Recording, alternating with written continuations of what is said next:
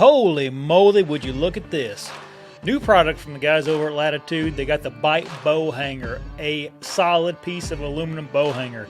I got my hands on this thing over at one of the shows that they were at that I went to, and the thing is sweet. If you need you a bow hanger, which everybody that sits in a tree stand or a saddle needs a bow hanger, go check this thing out. $30, latitudeoutdoors.com. It's time to start thinking about whitetail gear. ASIO Gear, it offers a fantastic solution for any of your clothing needs. They've crafted a premium line of bow hunting gear that stands out in quality, especially for the price point. What's more, every purchase from ASIO comes with a lifetime warranty. That gives you some peace of mind there with clothing. With their unique camo pattern and great technology in their garments, ASIO ensures you'll stay comfortable in the stand or in the saddle or whatever you're using. And here's the kicker. ASIO is offering a special deal to listeners. If you use the code ECHO15 at checkout, you can get 15% off your purchase of anything on the ASIO's website. So visit ASIOgear.com today to explore the selection of premium hunting clothing that they have over there. And finally, the original sponsor of this podcast, Stealth Outdoors. Makers of the greatest silencing tape on this side of Mars. And good news coming from Stealth Outdoors. Lou's offering everybody that listens to the show 10% off using the code BTE10. So, go to stealthoutdoors.com. Make sure you get your silencing tape. Get you a shirt from Lou. Go over there and support Lou. He's a great guy with a great product. Visit stealthoutdoors.com. All my partners are in the description of this podcast. Go check them out.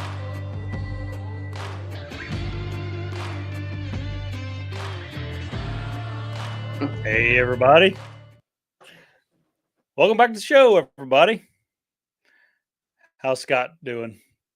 I'm doing good. I got a whole bunch of catfish that are sitting on ice so that we can talk a little bit about habitat. Oh, dang. Yeah, you were fishing this week. Yeah, I was. So got to meet up with some people, and we talked a little bit about conservation and some youth programs, and we discussed fall hunting plans and reviewed our turkey hunting trips from the spring, and then we got to go do a little fishing too. So it's a smorgasbord of what's going on this time of year if you're an outdoorsman and you're trying to make the most of your summer. So we did it. We had a good time, but the worst part about catching fish sometimes is you got work when it's done. And we'll get that taken care of. But I'm ready to talk about why we need to shoot more deer tonight and what we can do to help people with habitat. So me too, man. I've been the last several years, for whatever reason, I guess it's probably maturity. It's like I care way more about like animals being in the woods than I used to. Like just you did a presentation at the small game boot camp with Kevin Murphy and BHA group down there. We went down there a couple weeks ago now, and you made this point about if you look out in places, you were using this fairground we were at for an example, but it's just an open field, and you're like, right, if a rabbit's run across that field, who has an advantage, the rabbit or a hawk trying to catch that rabbit? And I'm like, dang, man, like most of the country is not so conducive to like small game habitat or habitat for animals in general anymore. Not really. And we go back to when we were in elementary school and we learned about food, water, shelter, cover, space. And in my honest opinion, the part that we're forgetting about is pressure. And pressure is pressure no matter if it's coming from us as hunters. We can overhunt. It can be from urban sprawl and development. It can be from our predators. And you have a unique background, and so do I, and that is that we have made our livings of agriculture production.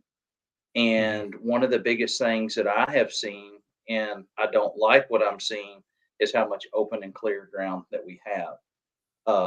We have people also that don't realize that they have basic small tools in their home, mostly their garage, that can really benefit wildlife. And so hopefully tonight we can give them some ideas of things that they can do and why it's important to understand what succession is even incentive programs that are out there, because at the end of the day, if people don't have money tied to things, a lot of times they won't do it. And Hmm. so a lot of the farmers that we hunt on are going to be incentivized by wildlife programs. And it may be ear tag money, for example, for the bobwhite quail, but we've got to remember full circle that we can do habitat work for the bobwhite quail, and it's going to impact our deer herd or our turkeys or our ducks or what have you. So we have got to take a step back in time tonight and remember that that food chain and ecosystems and all of those things that we studied about the water cycle, and what was a omnivore and what was a herbivore, all those things are going to be really important to us if we want to become better deer hunters, because that's pretty much what the number one game is in North America. And everybody's going to revolve what they do around hunting season for the most part to the white-tailed deer. It's obvious. More people hunt that species than any other species, and a lot of times people won't start to duck hunt until deer season's over, even though they may set everything down once duck season gets here. Everybody pretty much focuses on white-tailed deer. Hmm. So hopefully we can explain to people what they can do to at least have a conscious on what's going on with our habitat and our loss of land, and that's very important to benefit them to gain more success in the field, to field tags, and then just to give back. Man, it doesn't take very long to get in an airplane or to get in a car and drive up and down the road, or uh, be from a bird's eye view to realize that parts of this country don't have any habitat left for wildlife to hunt on. Hmm. And I encourage people to get on an airplane and take a flight somewhere around where you live, pay a local pilot and look at how much habitat loss is going on, because asphalt and concrete and all that stuff is needed. We can't live without it. It's how society functions now. But it's not what's good for our wildlife. And we have to realize and understand that not only do we need to learn how to manage it as far as making more browse or more protein or better habitat with succession, we've got to start advocating and realizing that we probably need to lock money in to secure more lands that our children, like Huck and my daughter Addison, will have to hunt and fish on, because unfortunately, there are several states that see owning public land as a huge expense to their budget. And there's times, even in recent news, that you can probably even go back on, where it was debated on whether or not public land should even be owned or maintained by a department. And the reason why these departments a lot of times want to get rid of land is because they don't want to have the financial responsibility to upkeep it. So I feel like it's our responsibility as hunters to advocate that we have more public lands purchased and bought. And I feel like it's our responsibility as hunters to make sure that our private lands are having the best management practices that are conservation friendly to help and aid our wildlife. And anybody that's going to listen to this program live or watch it recorded that's above the age of 30 years old and pushing my age, 40 plus, you're going to remember that agriculture used to do a lot of positive things for wildlife, and we don't see a lot of that anymore. We'll get into that tonight. It's funny because like this has been on my mind real heavy since your talk at the small game boot camp, Hmm. and I went out. So your point earlier about like the old times. When I think about old times, I think about rabbit hunting. That's what we did growing up. We loved it. We had beagle hounds and everything else. And dude, like the two best places we had to rabbit hunt are they're they're filled now. That Hmm. you know what I mean? Like it was big Yep. thickets, brush piles, fence rows, and it's gone. It's all gone. I couldn't go there anymore, and Hmm. there wouldn't be an animal one on that in that area. Right. Um, then I have my one good farm I hunt here in Indiana. Um, there was about a I can't remember exactly how big the CRP field is. It's like 40 to 80 acre. It's a really big CRP field there. Hmm. There was quail in there, rabbits, everything. Everything lived in that CRP Right. field. Deer everywhere in it, and that's a bean field now, cornfield this Hmm. year.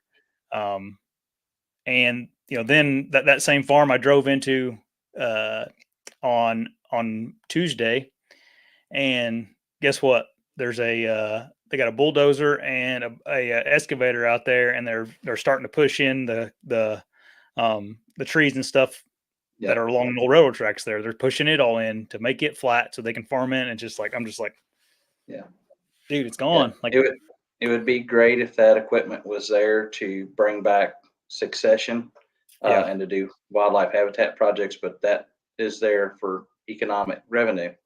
I don't know if you ever heard the lecture when you were younger. I heard it all the time from my grandfather that once the bush hog kind of come out and everybody started getting a bush hog, which was basically a mower that went behind a tractor that ran off a PTO shaft and a rotary mower. They really started noticing that they were having a decrease in rabbits. We heard that all the time. And that was back in the mid 80s to late 80s that I would hear like, hey, people just clean stuff up too much. And aesthetically, we like farms to look really pretty.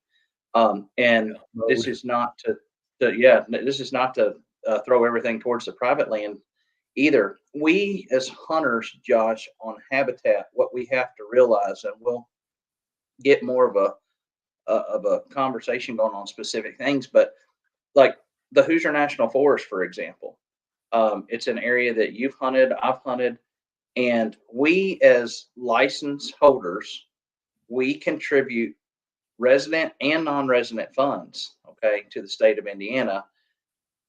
And if that property needs to be managed with cutting timber, the non-hunters have such a strong voice because most people like a big, pretty forest with tall, straight trees, and they think that that's best for wildlife.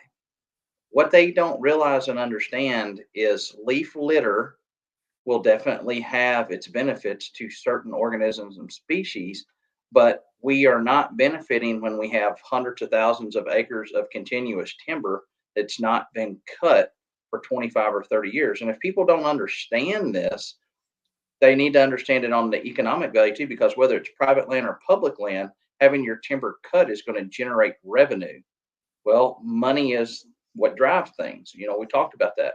But it's also, once you get that money flowing, you're going to have better habitat for the wildlife. So it's a win-win on both sides. But sometimes we don't look or think about a forest as being a briar patch or succession coming back where it's so thick that you can't walk through it for a few years. And we don't need to cut it all at once, the same way that we don't need to mow our fields all at once. We need to do it in stages. But we also have to explain to people who own land that maybe we hunt on, they don't hunt themselves. They need to cut their timber through TSI, which is timber stand improvement, or a selective cut, so that the less desirable trees can be taken out and the nutrients, the sunlight, the water can be taken by the more desirable trees, such as your oaks, right? And then leave those soft mass trees like persimmons. Don't cut them out. They may not have any value for the forest economics, but they have a tremendous value for the wildlife. So leave those standing. Next thing you know, you've cut a piece of property and you've gotten timber off of it. And 25 years from now, when they go to cut it again, their yield, their volume of timber they produce will be higher, okay, because those trees were able to grow and get bigger.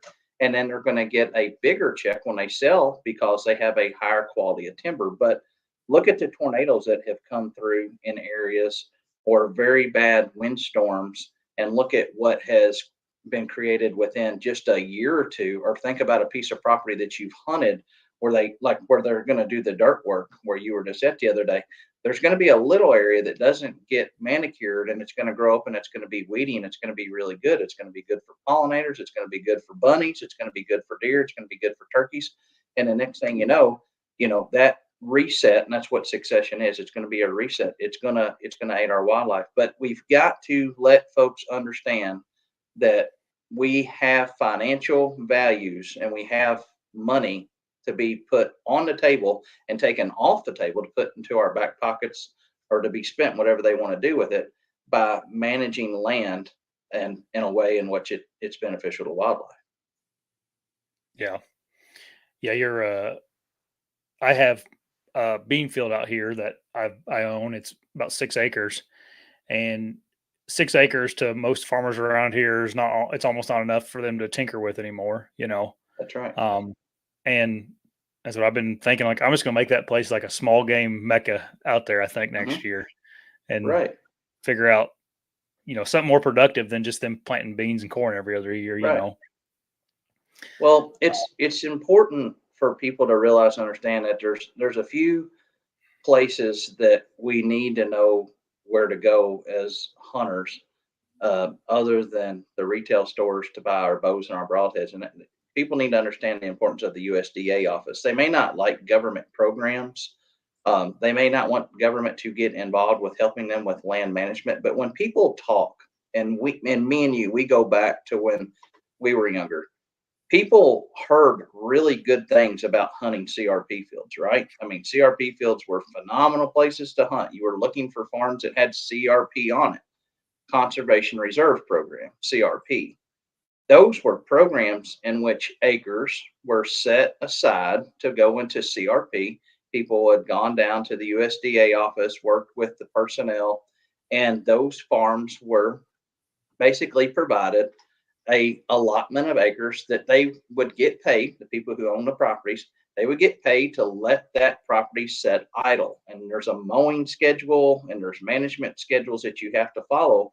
But basically, what it is, it's to let that ground set idle in the reserve program. But what did we notice right away? The people who did those programs, for the most part, their number one priority to select doing that program was not for the wildlife, it was for the money. But what did we all realize from that? Oh man, we don't own this ground, but we have permission to hunt on it. It's CRP, and it's the best area to hunt during November. And so there's a lot of things going on in CRP that provide bedding, shelter, space, cover, protection. And when folks start to realize the physiology and the anatomy of white-tailed deer and other animals, whether they're a monogastric animal or a ruminant animal, and they start putting together where money can be made from being engaged with these programs and succession starts coming into place, then we start realizing that all wildlife flourishes. And so now the quail hunters are happy. Now the people who like seeing wildflowers are happy. The non-game people are really happy because they're seeing more butterflies and pollinators. And man, the world's just a better place, you know. And we're not just doing it for wildlife, Josh. We're doing it for us. You know, Mhm. we need good habitat for human beings on Earth. And where I'm getting at with that is air and water quality are extremely important. And so there's a huge ball of wax we can melt down tonight, and I mean a big one.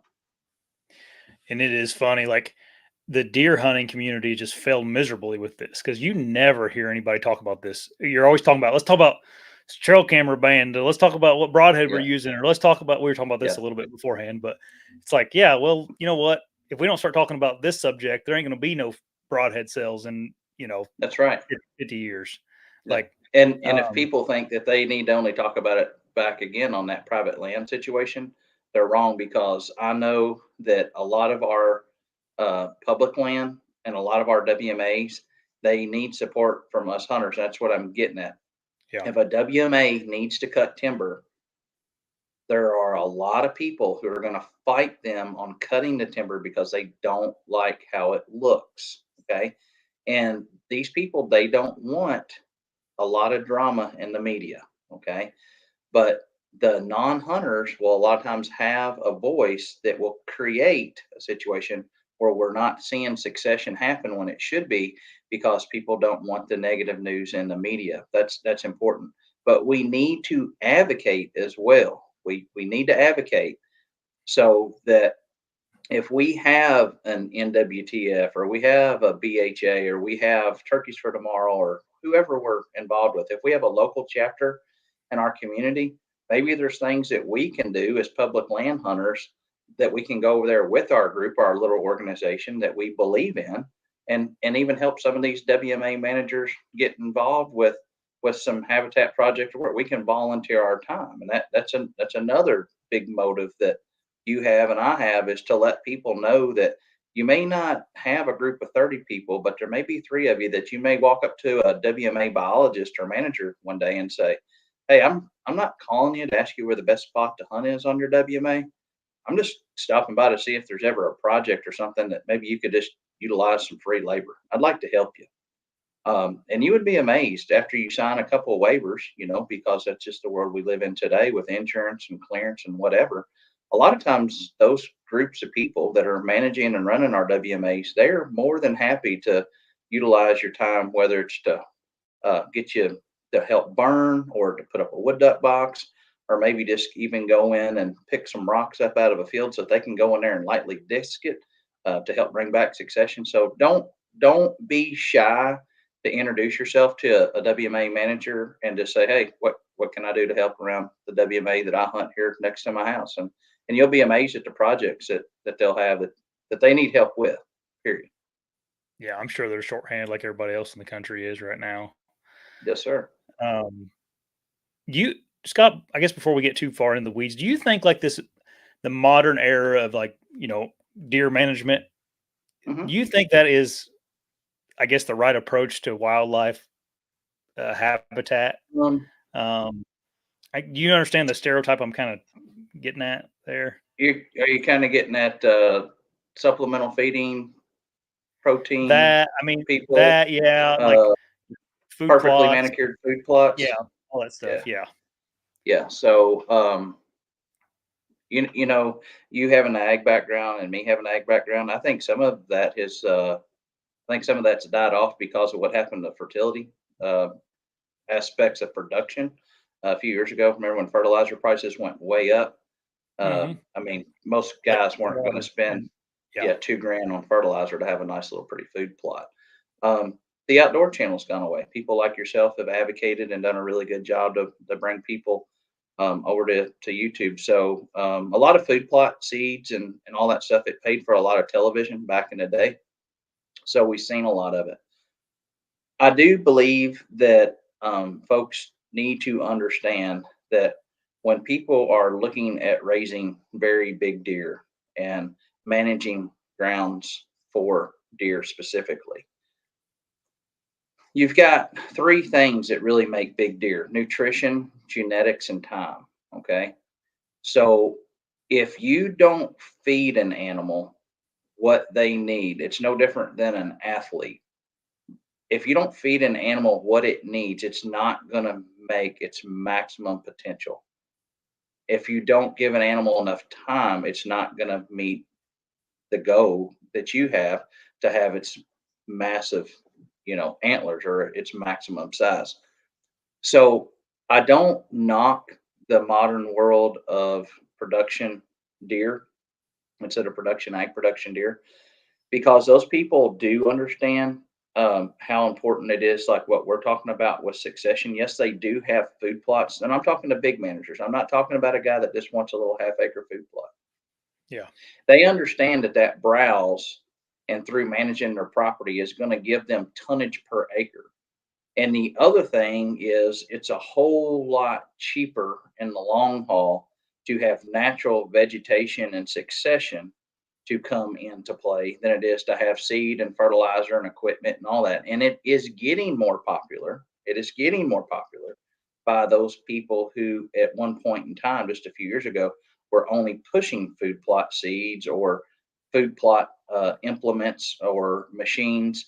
And so it's coming full circle, and you're seeing it now. You're seeing where people are listening to podcasts. They're watching live videos that are on YouTube. They're watching recordings of what can I do on my farm. So it has slowed down. It is a huge industry. It is a huge industry, but they have their place. You supplemental feeding is very, very important. But what those people are doing is kind of what we're advocating for too, though, is they're wanting to control their vegetation. And where maybe some people have messed up, Josh, in the whole food plot realm of things, is they have really focused on having extremely valuable areas of land, food plots, to attract deer to a certain area. But what they have forgot about, some people, not all, they forgot about that those deer are out there living 365 days a year. So they put their time and their energy and their efforts into that food plot to be attractive for them during October or November, or they planted an annual plot over here that was going to be really lush and green after the soybeans defoliated. They were capitalizing on it to killing on that food plot.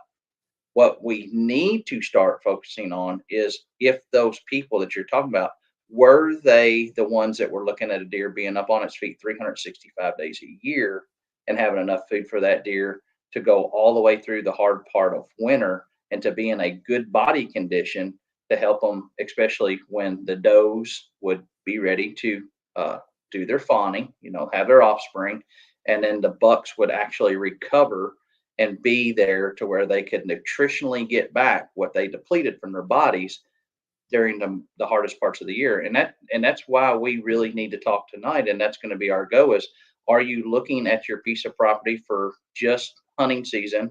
Are you looking at what your hunting property is providing to the animals that you're wanting to hunt 365 days a year?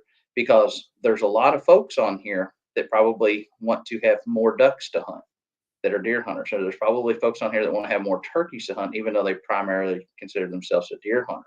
So those food plot managers, the ones that seen the big picture of looking at the deer on a 365-day a year schedule, I think they're okay. They're on the right track. For the people that were just going out there and burning up their ATV and using their garden tiller or whatever to just put in a half-acre food plot and think that they were the next wildlife biologist or deer manager, I give them 2 thumbs up for their attempt and their efforts. But what they actually did was just really create a plot for them to kill in and have more success in. And let's just admit it, honestly, there are certain times of the year that deer have a abundance of food. And most of the time on a decent to average mass production year, in the way that foliage gets and cool seasons start to affect our hunting season, a lot of browse comes back and deer have plenty to eat in. We were making things better for Josh and Scott. We weren't making things better for buck and doe, if that makes sense. Yeah, completely. And like, I know a lot of people on here are probably thinking like, and you kind of made this point earlier, Scott, but like, I hunt public land. This is irrelevant for me. Mm-hmm. But your point about being able to help out on public land when they need to be habitat improvements there. But like, also like, man, you like, if the private land and the ag industry keeps getting bigger and bigger and bigger and bigger, like, where are all these hunters going to go? They're going to go to your public land, because there's not any habitat on the private to hunt, right? So it's like, yeah, it's all a big circle. Like, it's all gonna habitat is it, man. Yeah, this is a hard program for Josh and Scott. People that are just sitting out there listening, for some entertainment. This is a hard program for us because this is our livelihood. I mean, agriculture. We're all dependent on it. We're not bashing it, but folks got to understand. And before we went on to the show, we talked about this. One of the best things that you can do as a deer hunter, the very best thing that you can do as a deer hunter, and you want to become more conscientious about habitat management, there is something called a antlerless deer. And that should be where no matter which brand of binoculars you use, it's positively identified that it's not a button buck. Okay. And it needs to be legally harvested at whatever time is convenient for you. And we have to, in these areas that have too many deer in an area where population density is becoming a problem, we have to start harvesting more does, because does in general are in numbers that are greater than what they need to be. Okay. Most all of us have a place that we can hunt where we can see 8 or 10 deer on the stand. And a lot of people have been hunting and killing really big deer, and they've been consistent, and they get interviewed. They're on podcasts, they're in magazines, but they may not be real consistent about how many does they've killed. And I want people to think about this for just a second. Every one of those mouths that's on that private or public ground is walking around and they are browsing. That's what deer are. They're browsers and they're eating food. So if you want big deer on your property, I told you there's three things that you've got to make sure of. There's a lot of things, but there's three main things. There's genetics, there's age, right? And there's nutrition. And so if we have a lot of deer walking around and eating, the quality of the browse is not as high. Okay. Now, this comes into play because we talked about the farmer, right? If farmers are complaining about deer being on their farm, a lot of times we talk about where farmers are cleaning out fence rows or they're getting rid of habitat. Well, they are. Most farmers don't like deer. They don't, right? Yeah. And farmers that allow people to hunt on their farm, they don't like it when they give us permission to go in there and hunt on their farm and all we kill is horns. I bet you if you ask a farmer if you can go and kill antlerless deer on their property, they would probably give you permission to hunt it without leasing it. And they would probably also tell you that deer are a pest and a nuisance to them. Okay. And it ties into that question that you ask. You've got a man over here or a female over here that has bought a piece of property and they're doing everything they can to create habitat to have as many big deer on it as they can. And the guy right next door is trying to raise a crop and make a living, and he'll tell you to shoot every legal deer that you can. And sometimes, if we've all had that farmer, if, yeah, you can hunt, shoot all of them, right? Oh yeah. They don't like that. Okay, so let's start by bringing focus in on let's shoot more does. Okay, let's listen to what our DNRs or our state agencies are telling us. If they're telling us that we have a county and you can kill more does in that county than you can in another county, and we're hunting there, there's probably a reason for it. Okay, it's not because we're mass murderers. It's because we're managing a population. We're managing wildlife. So the easiest way that any of us tonight can take something away from this is if you have 3 legal doe tags, please shoot all 3 does. Do it. And start understanding that you may not agree with everything, but if you live somewhere and you're not trying to fill your tags, fill your buck tag, you're not trying to fill your tags, then we're working against the agencies that we buy our licenses from, because when deer start getting hit by cars and habitat does start getting taken away and farmers start complaining about the deer eating their crop, guess what happens to the bag limits? They get more liberal. Okay. And I'm going to tell you something. The insurance company doesn't care if you hit a deer that was 142 inches, 113 inches, or 62 pounds with spots on it. Yeah. It's an auto collision accident. So we've got to get our deer density down for not only habitat, but to make sure that, we're not creating problems on ourselves just as far as hunters too. So. Yeah. And we don't, as hunters, sometimes we're shallow minded. Like we don't think that far ahead. Like me, I have this trickle effect if I don't fill some tags here.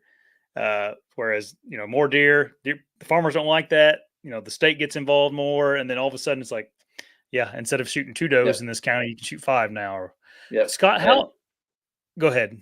I was going to say, I don't know if people will relate to this as much as me and you can, but do you remember being younger and like Brown County, Indiana, like you could ride around, there was deer just everywhere? Oh yeah. So that we don't necessarily want that scene. That's not necessarily healthy landscape for wildlife. Just remember that. Just remember, if you kill 10 deer off your farm legally, not overhunting it, and you work with a biologist, and what people need to realize and understand, there's private biologists and there's public biologists. So find one that you like to work with. But if you shot 10 deer off your farm, Josh, that you hunt on, you know for a fact that there's going to be less pressure from those deer consuming the vegetation and the food source on that farm next year, right? And you're going to have those animals that don't have natality situations, which is offspring. So you're going to reduce the amount of mothers that are producing fawns. So what's that going to do? It's going to increase the amount of food that's available there, and that's going to be higher nutrition. Most Olympic athletes don't go around on a diet of starvation. They go around on a diet that is specific to how their body's going to exert and need the energy. And we need to think that way for our deer herd and any of our other wildlife species is what do they need and when do they need it? And it's going to be different in February compared to what they need in April or May or March or November. It's a year-round calendar. What what kind of thought goes into the bag limits for states game commissions, Scott? Boy, what thought process goes into it? Like I guess how do they decide? A lot. Farmers complaining and automobiles striking whitetail deer or any wildlife in general is not good. And we So like as a deer hunter, I always hear like that. I always kind of I probably mislabel it, but like that's a conspiracy, like in the deer hunting world, that the auto industry controls the deer or the insurance industry controls the deer numbers. Like, but I guess that's not really a conspiracy. It's more of a fact, huh? Well, I'm a deer hunter, and I can tell you this much: when I leave the house and go deer hunting, a lot of times at 4 o'clock in the morning, I'm paying as much of attention. I'm probably more alert looking for deer then than when I'm sitting up in the stand or tied into a saddle because I don't want to hit one. Right? I mean, Yeah. it's a $500 deductible, and it puts us out of commission on our vehicle. Yeah, there is a lot of rumors about how much do insurance companies play in with game and fish departments. I don't know. I mean, we can think a lot, right? But if people will go to their commission meetings, they'll learn, or if they'll just watch online their commission meetings, they'll see. But what goes into it, it boils down to carrying capacity and population density, things that we were taught when we were young, and that is what's the healthy amount of population that a certain area can sustain and hold. Because as hunting is used as a tool, what are we trying to do?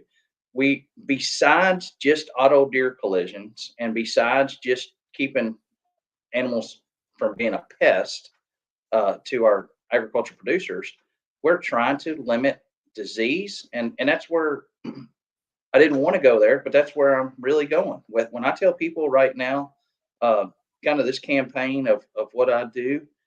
We need to shoot more does right now because for just a second, take the whole conversation of wildlife and habitat out of this tonight for just a second.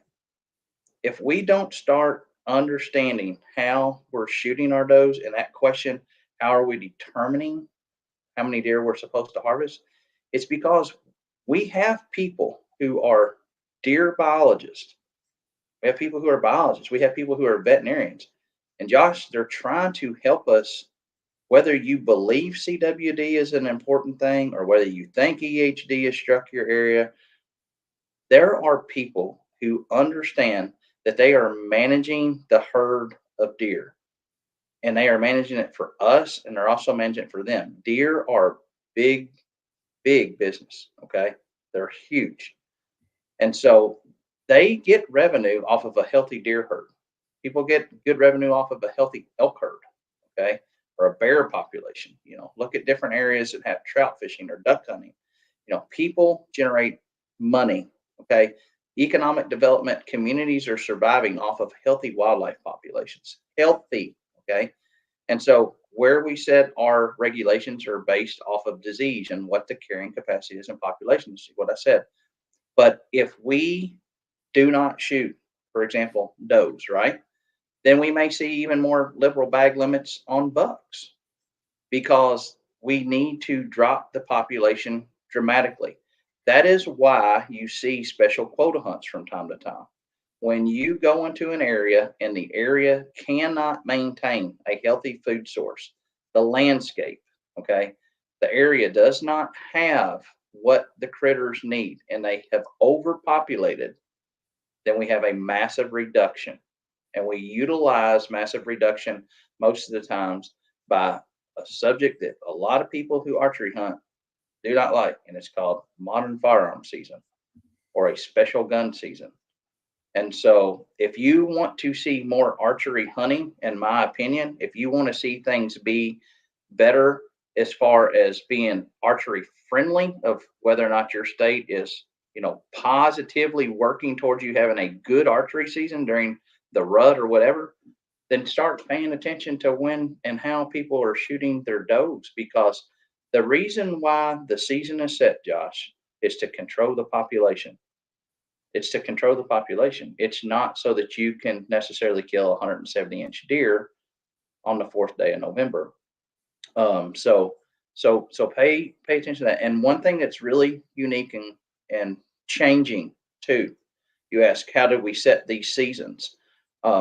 Drones, thermal imaging with drones. We are truly getting what the population is after modern firearm seasons. We're seeing how many deer are concentrated in certain areas. It's a fantastic way to do infrared.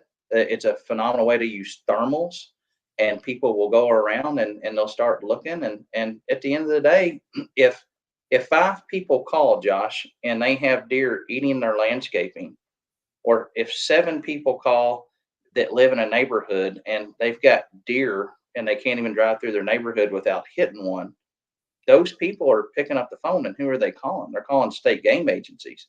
So another way in which we determine how we're shooting or killing deer out of a certain area is going to be off of how many negative complaints we get about deer. Yeah. So, that's a very serious conversation. And as well as I do, you're a great deer hunter. We know great deer hunters, and there's times that I'm guilty, and probably you are too, that we've not shot a doe because why? Too much work. Oh yeah. Oh Right? yeah, that's true. But Yeah. but learn where your stations are to drop off deer for Hunters for the Hungry or whatever meat program you have in your state, and start letting air out of them, because we're not doing a very good job as hunters. Okay, we're doing a phenomenal job of learning our broadheads and tuning our bows and getting more ground to hunt on, but the most part points towards that we're horrible in managing our herd.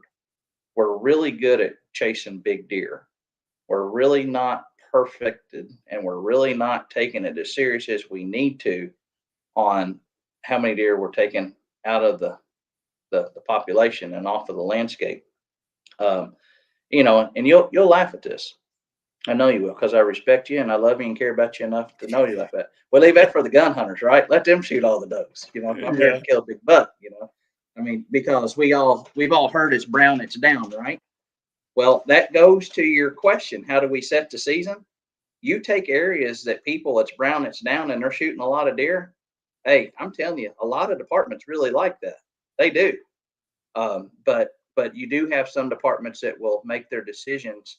For example, everybody that watches this or listens to this program, darn good and well, what's Iowa known for, Josh? They're great doe hunting, or they're great buck hunting? Big bucks in Iowa, man. Okay. Have you seen a podcast? Have you listened to a podcast? The Great Doe Hunting of Iowa anytime recently? I haven't. Right. I bet it's good though. I bet you it's phenomenal if you're there and you want to shoot one, Oh, and I got permission on a farm in Iowa out there, and that farmer was very upfront about I can shoot as many deer as I wanted to on his land, and he's not going to tell anybody about it. That's what he told me. Yeah, they all, but the thing is, and none of us are. I mean, you're not an outlaw, nor am I. But yeah, they'll be like, "Oh, I like that Josh boy. Come over here and shot." And next morning, he drinks coffee and has 2 eggs and some bacon. He's gonna be, that boy from Indiana come over and shot 9 does for me. So, yeah, he's gonna tell everybody. So that's just how farmers are. So they're good people, but they hate the deer, man. I mean, a few farmers have capitalized on leasing to get some revenue and some money. But I tell you, most of those farmers, after a year or two, they'll start telling those people, if you don't start shooting does, so I'll find somebody that will. And they do. And I would much rather. I just had this conversation come up in the boat today fishing. Really good friend of mine, Flint Northcutt. I am not, Josh. How do we set the seasons? Lots of different ways. Population density is going to be the number one thing that we look at in carrying capacity.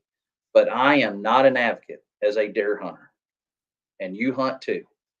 and I take the life of a deer, and I know what I'm doing, and I manage the life of other deer. I know what I'm doing there too. I do not support, at one shape, form, or fashion, wildlife habitat and conservation. I do not support at all depredation, shooting deer and letting them lay dead in a field. I do not do it. I will never support it. It is a very serious topic in wildlife management. It has to be done a lot of times because of crop damage that is done. But I would much rather, in 3 or 4 years, your son and my daughter, we pull up on a farm and we're walking them down to a box blind or however we're going to hunt. I'd much rather let our kids, Josh, hunt, legally kill 3 or 4 deer a piece. Maybe the farm is loaded. Let them see what it's like to harvest and hunt, and then take those deer and donate them to some type of meat program where hunters are supporting charity or the hungry or whatever. I would much rather see that and that style of game control than just shooting deer in a gut with a 223 rifle or whatever, and just those deer going off to expire because they're in a farmer's crop field. You know, um, when we look at what habitat provides and we look at how we manage deer, those same fields in just the next few weeks that we will all be glassing and scouting that are fortunate enough to have them. They're called alfalfa and soybeans. If you go there now or next week, there may be 30 deer in the field, and that's all the farmer sees. But we can go back there, Josh, in December, and there may not be any deer in the field. Okay.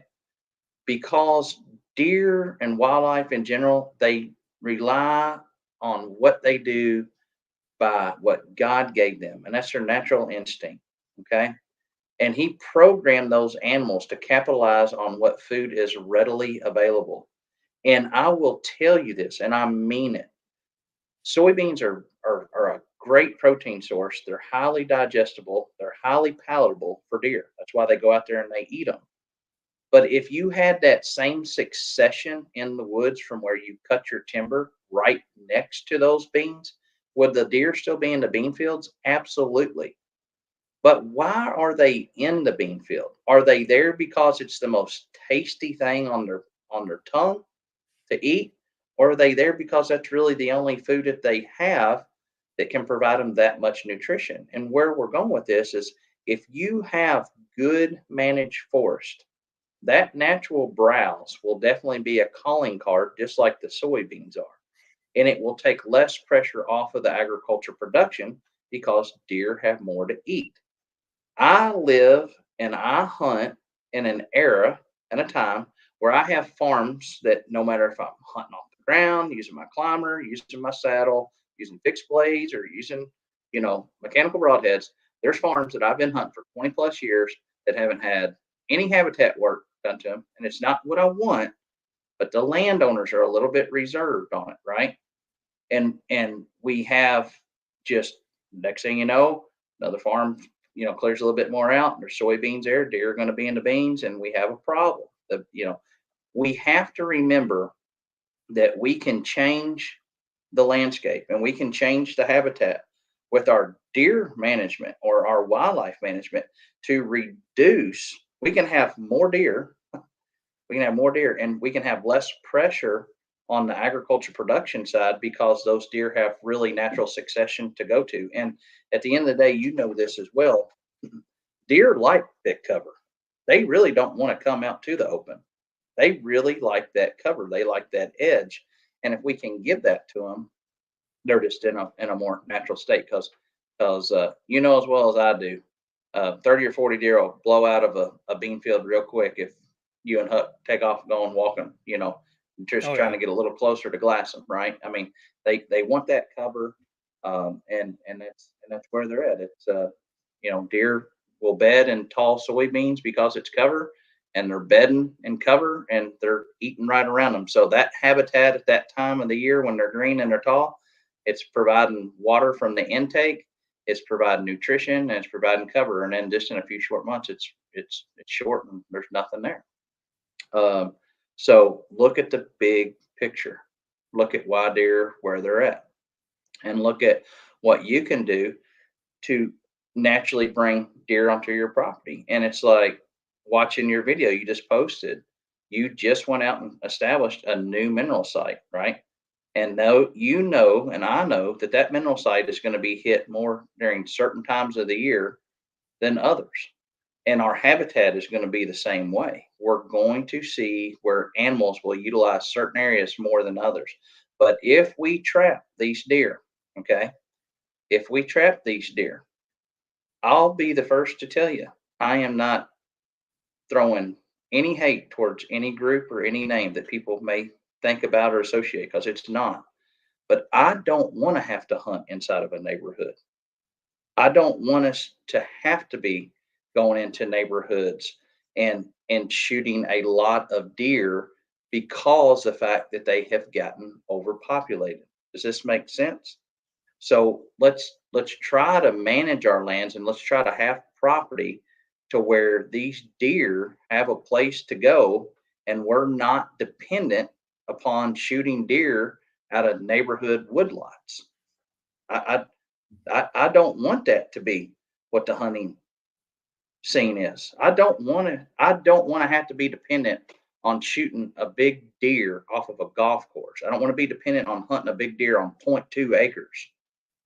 No. So let's manage what we got. Let's see what's going on, and let's put all of it together. Look at these neighborhood deer, all these little pockets that these guys are going in, and they're hunting these little micro sections of habitat. What's the changing factor there? Why are those deer getting so big? Age, right? They're getting big with age, and Yeah. there's a lot of neighborhoods that got an overpopulation of deer, and you don't see those great big deer. So there's the nutrition factor, and we can really we can look at all of our differences. We can look at all of our differences and where we hunt, how we hunt, public ground, great big wide open places, spot and stock people. We can look at all of our differences, and we can see what people are doing and what they're capitalizing on to make us better hunters. And we can look at all of the different terrains and all the different habitats that are out there to figure out, hey, what is working? You know, Georgia and Alabama are a prime example of what will happen. Uh, and I want to focus on wildlife, but they are a prime example of what will happen with a deer herd if people will start to manage it, right? Look at all the places that outlawed hunting with dogs. Look at all the places that started reducing how many bucks you could kill. Look at all of the places that started making new changes and new regulations. And why did that happen in the South? The South wanted bigger deer. And so what they had to do is they had to look at how many deer were in their herd when they were hunting those deer. And then they had to realize real quick, you're not going to raise a great big deer on a pine needle, and you're not going to raise a great big deal on a pine cone. And so the habitat guys, from back at an earlier question that you have, the big habitat people, if they're watching and they're from the true South, that they're like, oh man, I can't believe that guy just said that, because they were replacing pine needles on the side of pine plantations with what they felt was better habitat, and it worked for a long while. But they had a lot of really good people in sales and marketing. Everybody else started doing it too, But we Yeah. didn't do it for the habitat reason. We did it because we were hunters and we wanted to make hunting easier. Let's just face that. Most food plots that people put in, not all of us, because people do manage land just like I do. You do change habitat. You make adaptations to have a better place for deer to live and wildlife to live. But I would just about imagine that most people had a deer stand or a box blind sitting right next to that food plot that they worked so hard for wildlife, right? Oh yeah. They wanted to put the chips on their side of the table. Right. Um, what are your thoughts on, like, I've dabbled with mineral sites here and there. Like, what is your opinion on mineral sites, Scott? Do you think Um, that's something that's good to do if it's legal? I believe that I believe I can help you, and I can help other people that have an ag background if you've never thought of it this way. Free choice. That means that an animal has access to something 24 hours a day, 7 days a week. So if you grew up around a farm, if you grew up around horses, any type of livestock or pets that were part of your childhood, there was a salt block somewhere on that farm. And Yeah. most of the time, that was the debate, with the deer hunters, what's better, this brand, that brand, or just a regular trace mineral or white block. Animals were allowed to go and get a lick off the old salt block, or there was loose mineral somewhere on a farm that was free choice. So free choice is what's really important for me on whether or not these mineral sites work. We all have a palate. We all need to understand what palatability is. And if something tastes bad to us, then we're not going to consume it, right? And all of us have been through that scenario that you go and eat some ice cream and maybe you crave a big glass of water when you're done. Or maybe you go and eat an ice cream and you want French fries to go with it. Salt and sweet, right? How many times have we heard put mineral sites near intersections or trails where deer naturally use? How many times have we heard put mineral sites closer to water? If you're in the livestock industry or have any background with livestock nutrition, salt is used just as much to control the intake of feed as it is to be put in as a feed additive. Okay. Sodium is something that we need in our body. My belief on mineral sites is this. I have put out mineral sites in areas where deer have hardly touched them, from homemade mixes to commercially produced brands. I have put out mineral sites in other areas that I swear to you, you can't keep enough mineral going on them at any time. The deer suck them up. So we'll talk about that too. What are the best areas for mineral sites? But do they help? Absolutely. But you got to remember what your ingredients are, and you've got to understand what is your objective. Okay. So let's focus on a couple things. When a woman wants to become a mother and it is a Planned Parenthood, most of the time they're going to take some type of prenatal vitamin. At some point in time, when people look at wanting to become pregnant and have children, they are going to look at cleaning up their diet if they have any issues with having conception. Okay. If we look at any animal, okay, if an animal has a lack of nutrition, God has made that animal to where they will abort the fetus. All right. Or if they don't have enough nutrition, he will not even allow that animal to become fertile. All right. So where does this play a role with us is managing mineral? When you look at a daily vitamin, and if you look at your year-round intake, it's no different than us. There's certain times of the year that we like certain things, there's certain seasons, and we intake certain foods or we cook certain foods during certain times of year because they are available. With deer, we know that their antlers are highly dependent upon calcium for development. That's where dicalcium phosphate comes into play. All right. When we look at mineral mixes, if we grind up an antler, that's a high calcium makeup. We realize that when that doe is going through lactation, that she is going to be pulled as far as her nutritional needs from her body, because lactation is going to allow her to go through the process to develop that colostrum and that milk for that offspring. And then you look at this, the whole aspect of the deer herd. And after the deer go through the rut and they've had an extremely tough winter, and we've all seen it if we're trail cam people or if we just go out and scout deer, their coats look a little rough, they've lost some weight, they're down on their luck a little bit when it comes to their body condition score. They will automatically, if you'll watch, as soon as things start to green up and you understand anything about cattle or livestock with like grass tetany, or you understand how green up begins in the spring, when those animals start taking in a tremendous amount of lush, to us, green vegetation, it's very high in water. And if you understand anything at all about digestion, you'll realize that extraction, okay, will be different in the waste and the fecal material. The texture will change in a white-tailed deer, just like it does with cattle or any other animals, because it's a high water content in the fiber that they're taking in from vegetation and browse.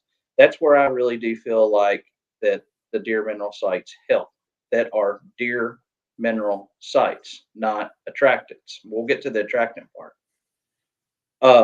Tick infestation is huge around deer's ears if you'll look at your trail cameras. And there seems to be a lot of energy and effort and talks from folks like myself and others who do want to figure out, is there a way that we can help offset EHD or blue tongue or CWD? Is there a way that we can put out mineral sites and not jeopardize the health of the deer herd, to where we can help with tick control? We give cattle and other livestock a dip, right? Would it be beneficial to our deer to use some type of hanging cloth to where they go in and out of mineral sites to help treat them for ticks? There's discussion that we don't even need to jump into tonight. But do mineral sites help? Absolutely, they help. But you need to put them out more than once a year. You need to understand why you're putting them out. You need to know what you're putting out, other than just salt or something that smells like an apple or molasses or whatever. If you go and pour out a thing of buck juice 102 or whatever the next new mineral is in a jug that's going to grow your 190-inch deer from a button buck to, the state or county record in 6 months, I can't talk to those people. Not very long. But what I can talk to people about is this. So we'll give people a little recipe real quick. Go to a local co-op or a place that sells agricultural products and buy yourself a bag of white stock salt. Okay. I noticed the other day you use sea salt, which is a phenomenal way to do it. If you don't understand about Trophy Rock, it's Redmond. Okay. They make minerals for everything. They make minerals. They make salt. You can put it on your steak. It can go to horse, whatever, I don't care what you use as far as your trace mineral, but use a trace mineral. So 1 bag of white salt, 2 bags of trace mineral, and 1 bag of dicalcium phosphate. Dicalcium phosphate is going to be the most expensive, and it's going to be the hardest one for you to find. And we won't get too far off on this one, but basically, there may be somebody, if you've never bought it before and you go into the co-op and you don't have an ag background, they're going to think that you're possibly there to make bombs to blow something up. Just tell them that it's for deer mineral. Okay. That's what, are you making some type of explosive? And you need, people will ask that. But if you'll mix those things up, if you'll work with a couple hunting buddies of yours and take those 4 bags, basically you're putting 200 pounds of mineral together for somewhere between $60 and $80 where you're at in the country.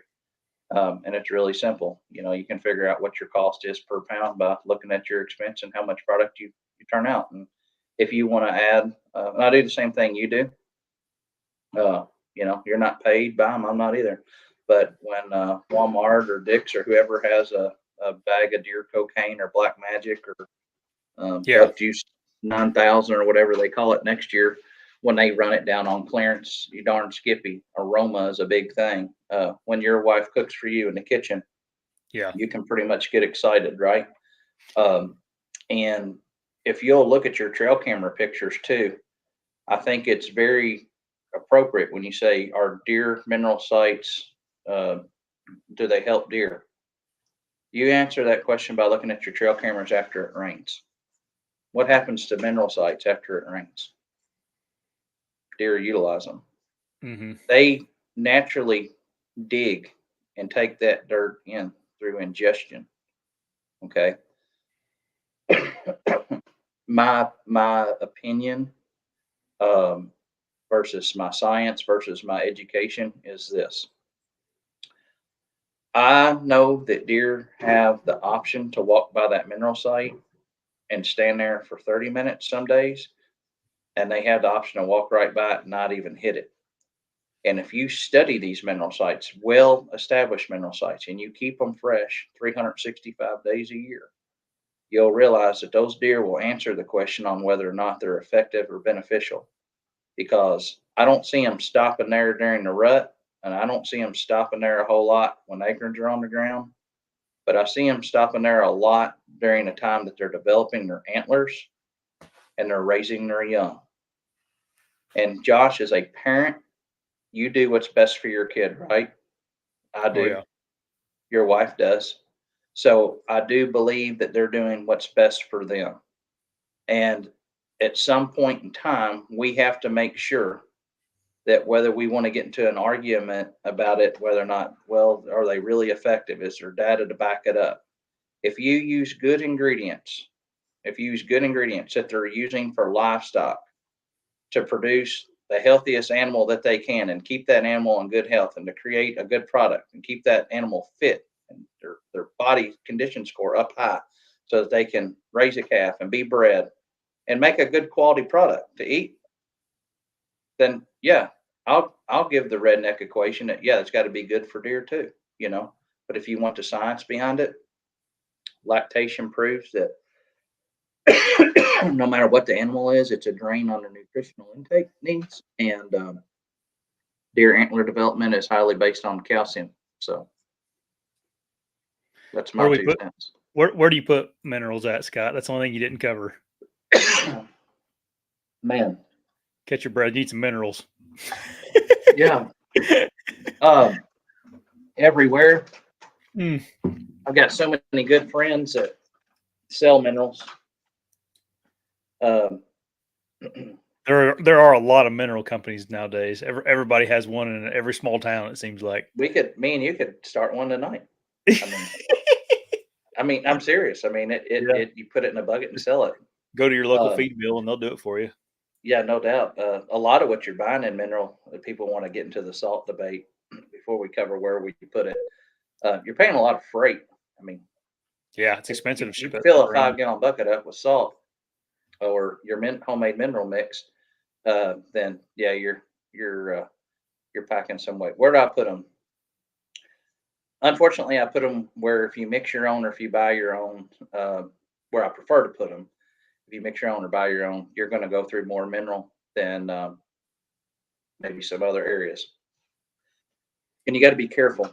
I explain this to people. I live in Western Kentucky. I live about 45 minutes from Owensboro. I'm about an hour from Bowling Green. I'm 2 hours just north of Nashville, and I'm 2 hours south of Louisville.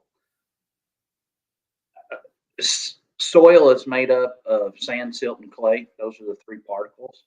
I have found that areas that have a little bit higher clay content and or hold moisture a little bit better are good. If you've ever walked through mud and you don't understand aerobic and anaerobic activity, if you've ever walked through mud and it's got a little bit of a funky smell to it, don't go there. But if you do have a place on your farm that for whatever reason there seems to be a little bit of moss or there seems to be a little bit of nut sedge or there's some almost wetland aquatic looking vegetation that grows there, anywhere that soil is shaded, it has cover, and it continues to hold moisture more days than it does not, are the best places to establish large mineral sites. And I think people make mineral sites too small. I think people expose them to the sun to where it makes them hard really quick. Dry sites don't work well. That's where I will advocate for a block. I will advocate that if you don't have good soil, moist soil, or a higher clay content, I'm sure you've heard it too. People will say, "Man, I set that block up on a stump and I ate the whole stump." You ever heard that one? Yeah.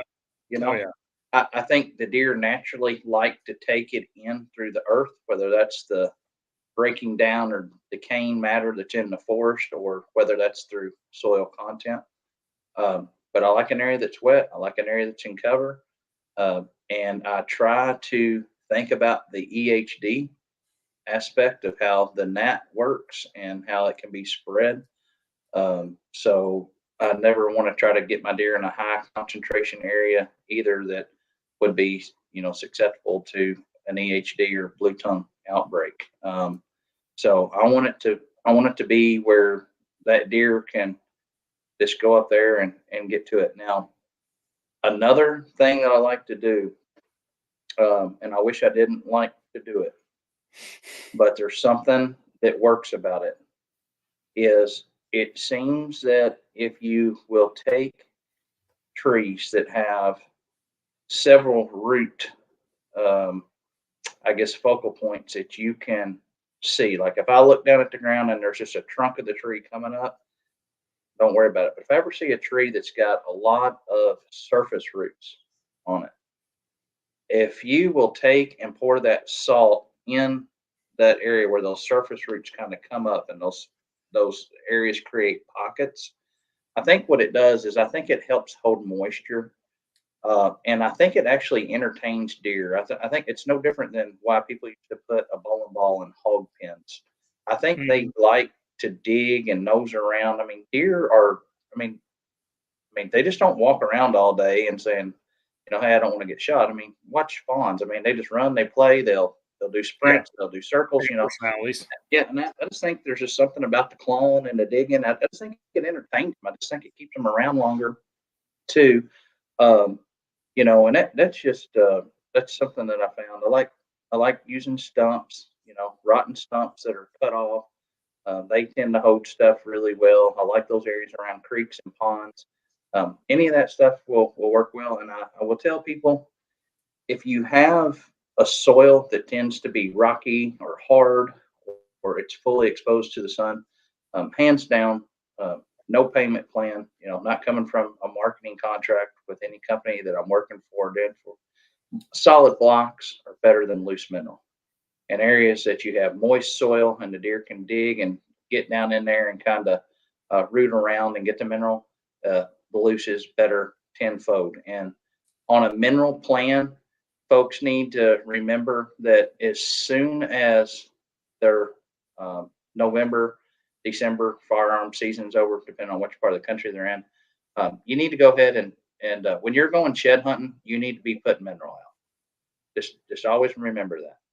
But started at the first of the year, start in January. Know that, and we'll talk about Indiana, Kentucky, Tennessee. Just remember that March, you're going to start seeing some activity as things start to warm up, spring peepers and all that. But April, May, June, July are your main months that they're just absolutely going to attack it. In this core area of southern Indiana, Kentucky, Tennessee, Missouri. And you're going to see a huge, huge decrease as soon as that velvet starts to become to the point to where they're either shedding it or, it's not actually got blood flow going to it. And same thing with the does. You're going to see them pull away from it. But I will tell you this on your question, is it beneficial? Do they help? Watch how does will almost start to capitalize on mineral sites just about 3 weeks before peak rut happens. You pay attention to that. That's an assignment I give to you as a friend. You start watching that, and that's where that kind of prenatal vitamin philosophy comes in with me. I think those does know that they're getting ready to be in the dance, and they're getting their body condition ready for conception. And I think that they know that they want to keep that body in as best shape as they can, not just for themselves, but to bring life with their offspring. So you pay attention to that. You'll see that does, for those of us that keep our mineral sites going, you'll actually see they won't be there every day like they are in the peak season, but they'll start getting there. And the old company that we've all heard about is Lucky Buck. Lucky Buck will always tell you that put your mineral on your lawnmower, and the very first day you got to go out and mow your grass is when you should start doing your mineral supplement. And they did that somewhat to educate people. People will think it's probably marketing, but it's just a smart thing. By the time you start mowing your grass, your deer minerals should be up and rolling. So, what about you? What do you think? You think they help? I haven't used it enough to get a good idea of it. I just never fooled with it. We have to be careful with it here in Indiana because it's not legal during season. You got to have it out 10 days before season. Yeah. Yeah, before you, and there's starting to be a lot of the CWD surveillance areas Mhm. and zones. I mean, you got to read your regulations now, not just for your state, but the county that you hunt in. yeah, what the Most public ground is no baiting, no mineral, no nothing. yeah, I called or I talked to our game warden, and I said, man, it's like, you know, the Indiana law is very like written very vaguely. Like if a deer is Hmm. coming to or from the mineral site, you cannot Hmm. hunt over it or you cannot harvest that deer. So it's like, what does Hmm. that even mean? You know? Yeah, And the game warden told me, he's like, he goes, I run minerals on my property I hunt. He said he just takes, 10 days before deer season, he just takes him a piece of plywood and covers it up. And then he said, yeah, nobody's going to, yeah, if you do that, nobody's going to, say anything to you yeah. about it. So, And that's important too, to read the ingredients that's in your mineral, because there may be like molasses, dried molasses, or different things that they add that it's more than just a mineral. So yeah. it could be considered bait or grain. Just be careful with that. The neat thing is, and we won't spend too much more time on it, but like when you go out west, where there's certain people, even like land between the lakes that a lot of people are familiar with, there's a lot of natural salt licks. Even if you look in like natural parks, uh, national parks, not natural parks. You look in state parks and stuff. A lot of times you'll see where it'll say like natural mineral lick or natural salt lick. I don't see any of the game agencies going out there and covering that up. So Yeah. yeah, something to think about. You know, if anything, if you find a natural salt lick on public grounds on a WMA or a national forest, most of the time they've got a really nice walkway there, and they've got it to where you can observe wildlife from a distance. So you'll Yeah. never forget that. Um, Yeah. but a lot of our minerals coming from the west, or it's coming from the sea coast. You know, it's extracted from different places, and I do think some of it is. I think some of it's better than others. So Yep. Lots of it to choose from anymore, it seems like. yes, sir. Um, all right, let's talk before we get off here, Scott. Yeah. Let's kind of walk through your idea of a way people can manage their little farms, whether it be, I got to make a plan for my 6 acre field out here. Mhm. I guess what are some ways people can improve their habitat around there, whether it be a small farm or a big farm that you think is not utilized properly? Yeah. The very first thing to do is sit down and grab a pencil or a pen and write down what your goals are. Um, Once you establish what your goals are, use the power of the internet, use the power of private and public lands biologists, whether you use the extension agents or you use USDA people, US Forest people, game agency people. Find somebody that does this for a living, that is a free service to you. You don't have to do what they tell you, just listen to what they say. You'll pick up bits and pieces. Um, Find or look at what your water source is on any property, whether it's 6 acres or 600,000 acres. Just look at what water is. Water is the most essential nutrient that we all need. Um, so water should always come into play in consideration. Always consider that you're going to create and manage a piece of habitat to where it's not going to make animals predominant to poaching or human death. Fatality, you do not want. Your 6 acres, I could give you the greatest plan in the world. If it's really close to a roadway and we're going to increase auto collision accidents, I have failed you as a property manager. Does that make sense? Yeah. So make sure that you realize when and how animals are going to utilize it. Like anything that we do in life, after you do those things, figure out what you have to work with, and that will be not only your budget but also your tools. Do you have the ability to use a tractor? Do you have an ATV? Do you have a group of people in your area that will train you on how to utilize prescribed fire? Do you have a forester in the area that can cut a tree for you? Do you have a chainsaw? So inventory your money and inventory your tools. Okay. If you don't know what annuals are, you don't know what perennials are, if you don't understand what cost share is, start becoming a student and start figuring out, what is it that I want? Do I want to create plants that are going to be worked up every year by me? Do I want to mow them? Whatever it is, and that's going to be maintenance. And that's also going to be a plan for you long term. Are you going to be doing something that's all out of your pocket, or is there going to be some type of money set back? From there, I would start looking at my trees. Do I have trees, for example, that are more desirable than others? Is there anything that I can do with my vegetation?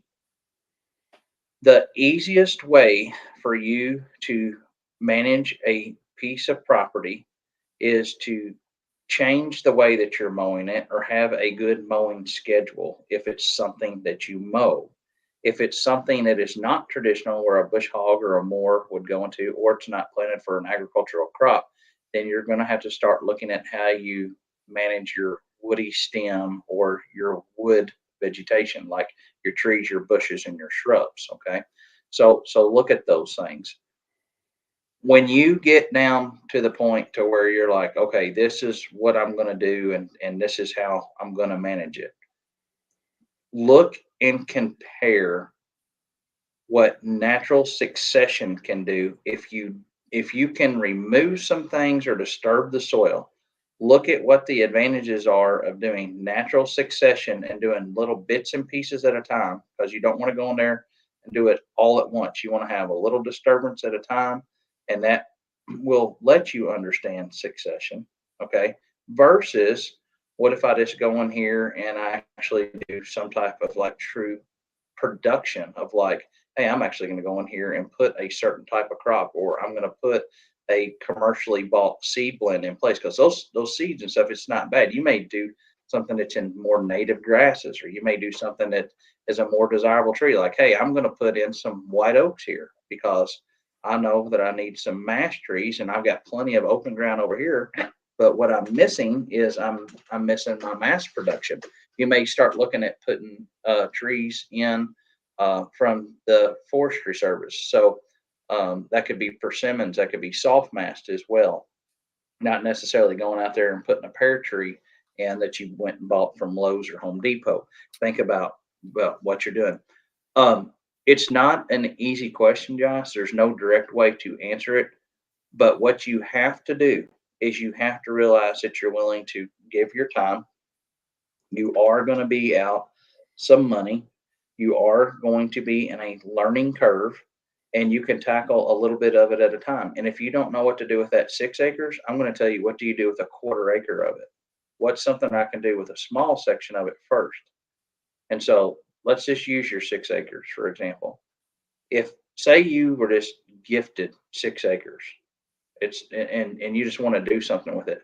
If it's been mowed every single year for the last 30 years that you know of, just go 1 year and don't mow it and just see what happens. Just stop mowing it. Just do something simple. And then the next year, it may be starting to get a little bit weedy or collie, but take that 6 acres and only mow 1/3 of it, and mow it in strips. Don't like mow out this section, then this section, then this section. Like, mow a strip here and mow a strip here, and that would equal to the square footage of, hey, 1/3 of this has been mowed, and leave that strip. And then the next year, mow a different strip, and then have that spread out over 3 years of succession. Like, do rotational